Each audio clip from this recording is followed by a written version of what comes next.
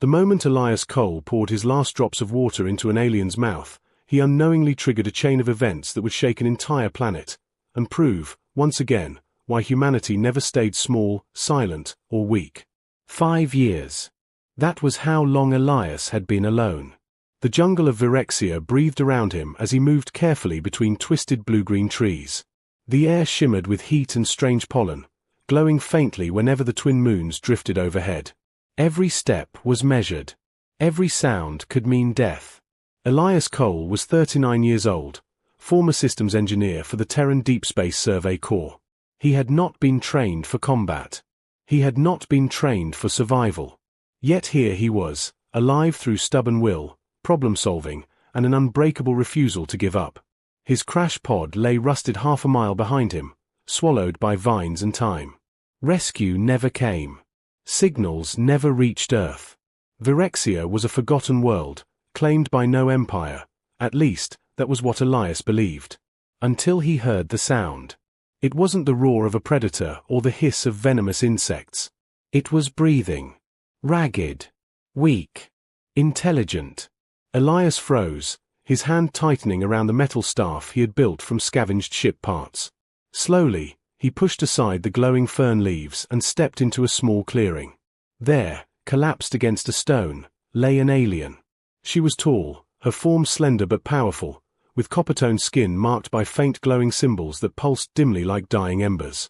Her eyes, large and silver, fluttered open when she sensed him. Fear flooded them instantly. She tried to crawl away. Failed. A dark, crystalline wound burned through her side, leaking violet blood onto the soil. Her chest rose shallowly. Dehydration had already begun to take her. Elias swore softly. He looked at his canteen. Almost empty. That water had taken him 2 days to collect. Without it, he might not last the night. Every survival instinct screamed at him to walk away. Instead, he knelt. "I won't hurt you," he said, knowing she couldn't understand the words, only the tone. Slowly, carefully, he lifted her head and pressed the canteen to her lips. She drank like the universe itself had denied her mercy. Drop after drop disappeared. Elias didn't stop her. Even when the canteen grew light. Even when it was almost gone. When it was empty, he didn't pull away. He just watched her breathe easier. The alien stared at him now, not with fear, but disbelief. Her trembling hand reached out and touched his wrist. The symbol on her chest flared once, then dimmed. She fell unconscious. Elias didn't stay. Night predators would come soon, and he was unarmed against them. He placed a marker stone near her, something he'd learned to do when returning to important locations, and vanished into the jungle. Back in his cabin, an ugly but sturdy structure reinforced with scavenged alloys, Elias collapsed onto his cot. His throat burned with thirst. Still, he slept. At dawn, the ground began to shake.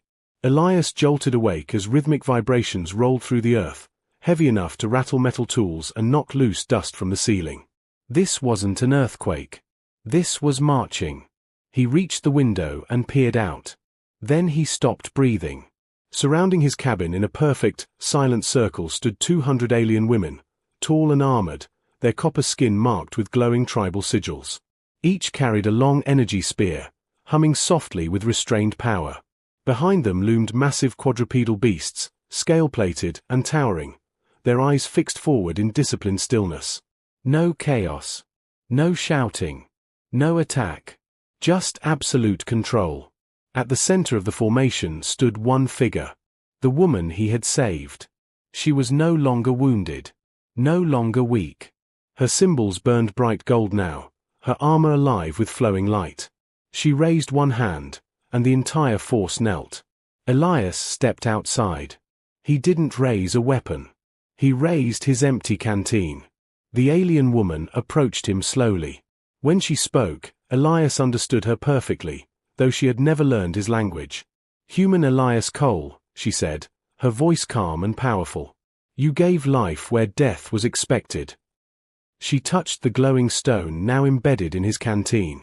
He hadn't noticed it before. "Our people call this the Oath of Water," she continued. You performed it without knowing its meaning. Elias swallowed. I just didn't want her to die. A ripple moved through the warriors.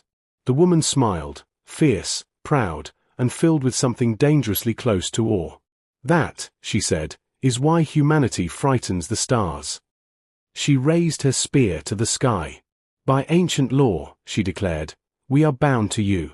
Your enemies are now ours. Your survival is now sacred. The jungle seemed to fall silent. Elias stood barefoot on alien soil, thirsty, exhausted, and surrounded by an army. And for the first time in 5 years, he was no longer alone. Elias Cole stood at the center of an alien army with nothing but an empty canteen in his hand, and somehow, that was enough to command silence. The warrior women remained kneeling, their spears grounded, their massive mounts breathing in slow, disciplined rhythm. The jungle itself seemed to hold its breath, as if the planet was listening. The alien woman, clearly their leader, stepped closer. Up close, Elias could see the fine details of her kind. The glowing symbols on her skin were not tattoos. They moved, slowly reshaping themselves like living light. Her eyes reflected the world differently, catching layers of color his human vision barely understood. I am Sail Varin, she said. First daughter of the Ketheri clans. You saved my life beneath the twin moons. Elias nodded once. He kept his hands visible.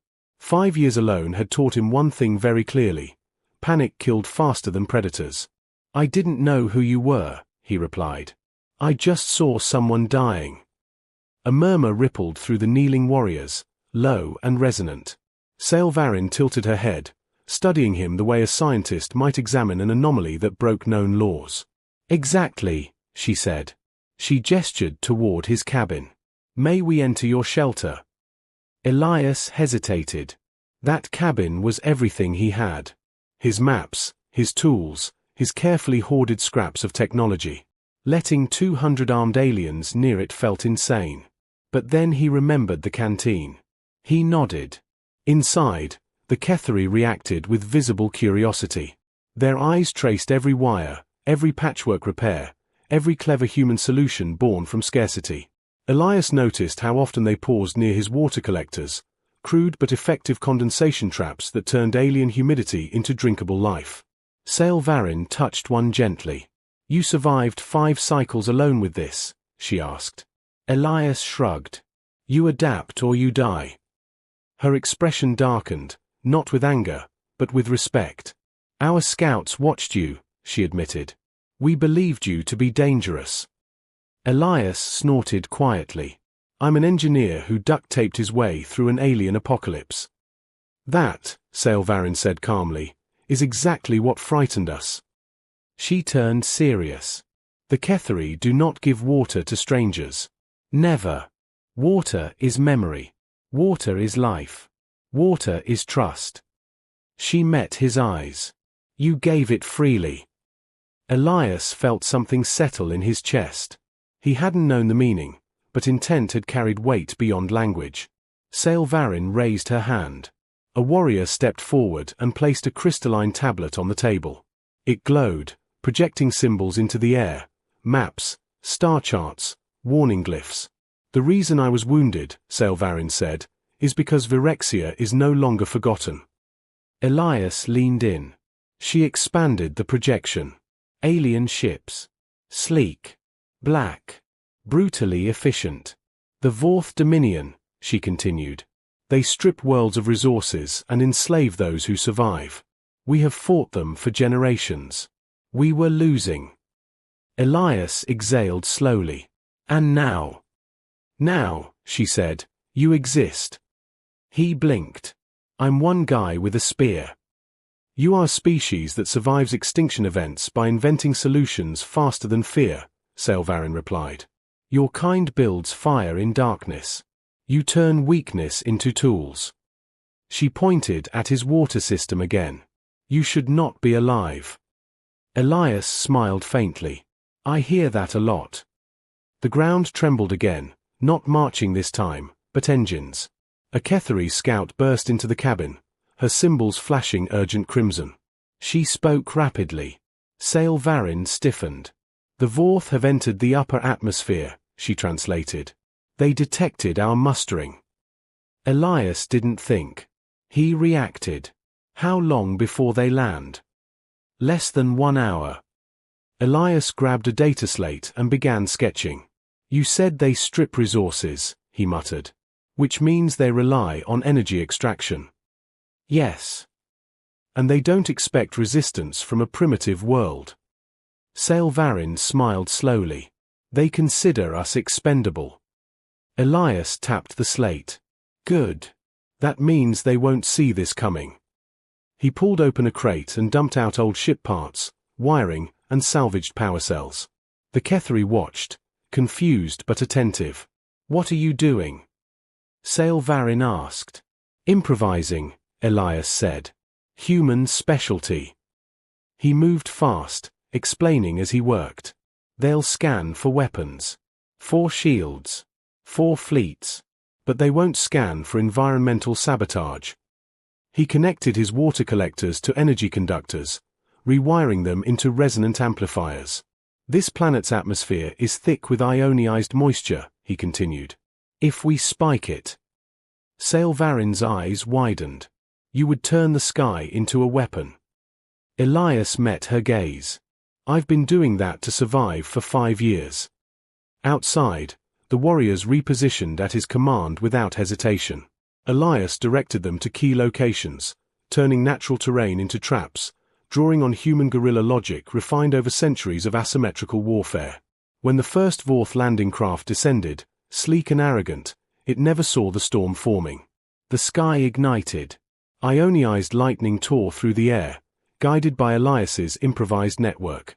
The craft's shields overloaded instantly. It spiraled out of control and crashed into the jungle in a blazing arc. A second ship followed. Then a third. Panic erupted in the Vorth fleet. Sailvarin watched in awe as the sky itself rejected the invaders. You did this, she whispered. Elias didn't smile. This, he said, is what humans do when cornered.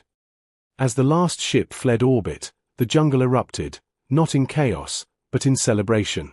The Ketheri warriors raised their spears, their voices echoing into the clouds. Sailvarin turned to Elias, her expression solemn. The Vorth will return, she said. In greater numbers. Elias nodded. Good. She frowned slightly. Good. He looked at the stars.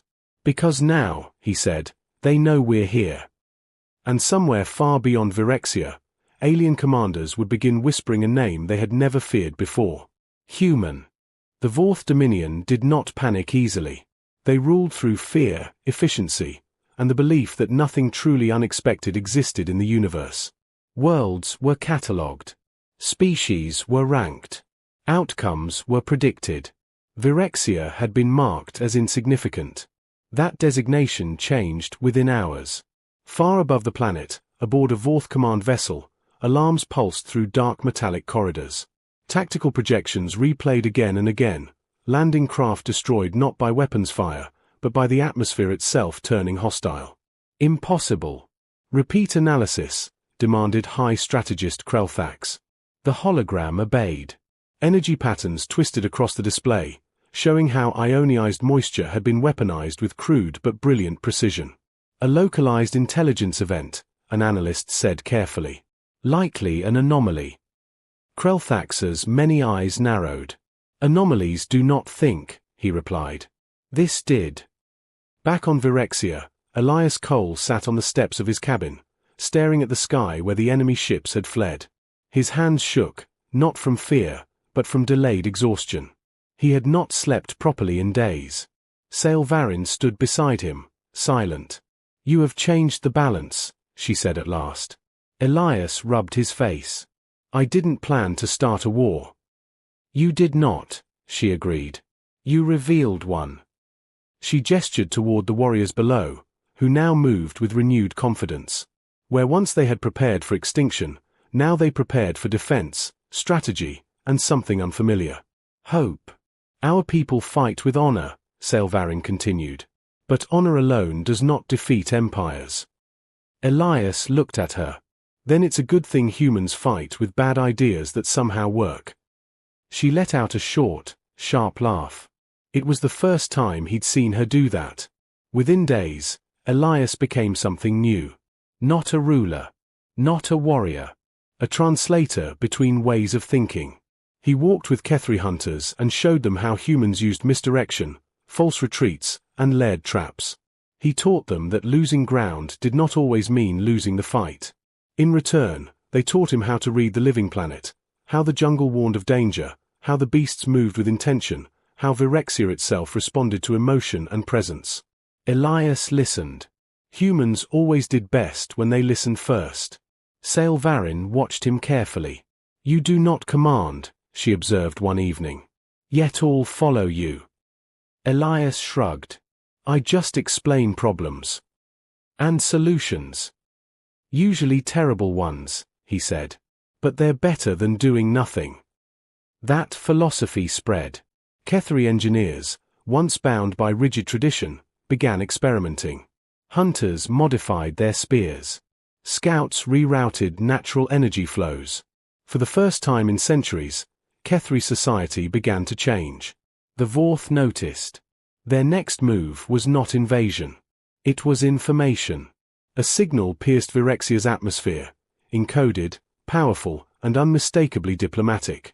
They wanted to talk. Sailvarin's advisors urged caution. Some demanded immediate attack. Others feared deception. Elias studied the signal quietly. "They don't understand us yet," he said. "That makes them dangerous." "Or vulnerable," Sailvarin countered. Elias smiled faintly. "Exactly." They met on neutral ground, a clearing miles from the cabin, beneath the open sky. The Vorth envoy arrived surrounded by drones and armored guards, towering and cold, their movements precise. Krelthax himself emerged. "You are the anomaly," the Vorth strategist said, his voice echoing through translation fields. "A single human." Elias stepped forward alone. "Yes," he said. "And you sent an armada." Krelthax studied him. "You do not fit projections. Humans should not survive here." Elias tilted his head. "We don't fit projections anywhere." The Vorth attempted intimidation. They displayed fleets, weapons, statistics. Elias listened patiently. Then he spoke. "You strip worlds because it's efficient," he said. "But efficiency is fragile. It breaks when conditions change." Krelthax hissed softly. "You threaten an empire." Elias shook his head. "No. I'm explaining consequences." He tapped the ground with his boot. "This planet fought back," he continued. "With a little help. Next time, it won't just be the sky." The Vorth withdrew. Not in defeat, but in calculation. That was when the galaxy began whispering. Human signals, long ignored, suddenly gained attention. Scouts intercepted data. Independent species watched the Vorth hesitate, and asked why. For the first time in recorded history, the Dominion paused expansion. All because one human gave water to a dying alien. Sailvarin stood beside Elias as the Vorth ships vanished into hyperspace. "They will return," she said. "Yes," Elias replied. "But next time, they'll be afraid." She studied him. "You could leave this world if you wished. My people would help you reach the stars." Elias looked around, the jungle, the warriors, the living planet that had nearly killed him and then given him purpose. "Not yet," he said. "Why?" she asked. He smiled, tired but certain. "Because humanity doesn't just survive," he said. "We change the rules." Above them, stars shimmered. Somewhere among them, empires were beginning to realize a terrifying truth. Humans were no longer myths. They were allies. They were strategists. And they were coming. The galaxy did not change all at once. It shifted quietly, like gravity adjusting its pull. Signals once ignored began receiving replies. Old human probes drifting between stars were suddenly tracked, analyzed, and whispered about in alien councils. The name Virexia appeared in restricted briefings, followed closely by a new term that unsettled many powerful minds. Human variable. Elias Cole did not see any of this. He was too busy preparing for war. The Ketheri camp had transformed into something new. Where once there were only warriors and hunters, now there were builders, planners, and thinkers working side by side. Alien and human ideas blended in ways neither species had imagined possible. Elias walked among them, offering suggestions, asking questions, sketching diagrams in the dirt. He never ordered anyone. He explained problems and let others solve them. That made him dangerous. Sailvarin noticed the change in her people first. The warriors no longer waited for tradition to guide them. They waited for understanding.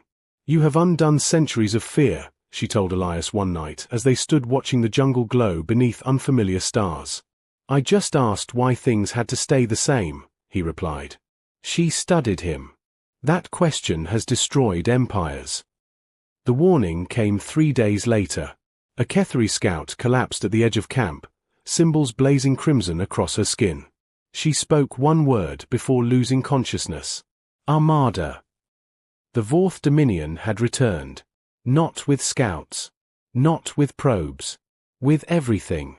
Elias stood before a projection of the incoming fleet, hundreds of ships, layered formations designed to crush resistance through sheer inevitability. This was not retaliation. This was extermination. "They want to erase the idea of resistance," Sailvarin said quietly. Elias nodded. "That means we're already winning." Her eyes snapped to him. "Explain." "They don't overreact unless something scares them." The Ketheri leaders gathered, tense but steady. Some expected Elias to propose evacuation. Others prepared for glorious last stands. Instead, Elias surprised them. "We don't fight them head-on," he said. "We make them fight themselves." He laid out his plan quickly, clearly, without drama. The Vorth relied on centralized command logic. Their ships shared targeting data, shield harmonics, and power distribution in perfect synchronization. Efficient. Elegant. Predictable. Elias proposed introducing noise. Not electronic warfare, not enough. He suggested psychological disruption layered with environmental chaos. Feints. False victories. Tactical retreats that baited overcommitment. "You will let them land," Sailvarin said slowly. "Yes," Elias replied. "On our terms." The Ketheri hesitated. Then Sailvarin nodded. "Do it." When the Vorth Armada descended, the sky burned again, but this time, the planet did not resist blindly. It cooperated. Storms rolled in waves, guided by carefully placed resonance nodes. Jungle paths shifted as native megafauna stampeded exactly where Elias predicted. Ketheri units vanished and reappeared, striking supply lines instead of warships. The Vorth landed troops expecting submission. They found absence. Confusion spread. Orders contradicted sensor data. Victories dissolved into traps. Every success created 3 new problems. And then the humans arrived. Not fleets. Signals. Old Terran codes burst across communication bands, distress calls, emergency beacons, fragments of ancient human broadcasts filled with static and emotion. They didn't coordinate attacks. They told stories. Survival stories. Hope stories. The Vorth had never faced a species that weaponized meaning. Across the battlefield, Ketheri warriors fought smarter, not harder. They retreated when necessary. They adapted. They learned mid-battle. Human tactics had taught them that losing ground could win wars. Elias moved constantly, adjusting plans, trusting others to act independently. He wasn't commanding an army. He was igniting one. When the Vorth flagship finally fell, its own systems turning against it in cascading failure, the shock rippled across the galaxy.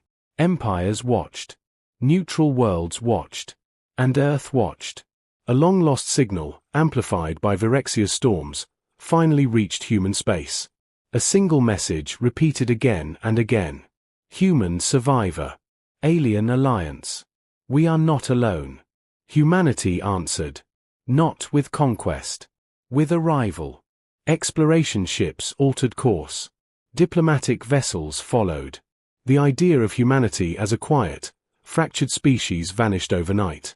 Elias stood beside Sailvarin as the last Vorth ship fled hyperspace. "You called them," she said softly. "No," Elias replied. "They were always coming. We just reminded them who they are." She turned to him fully now. "You could lead them," she said.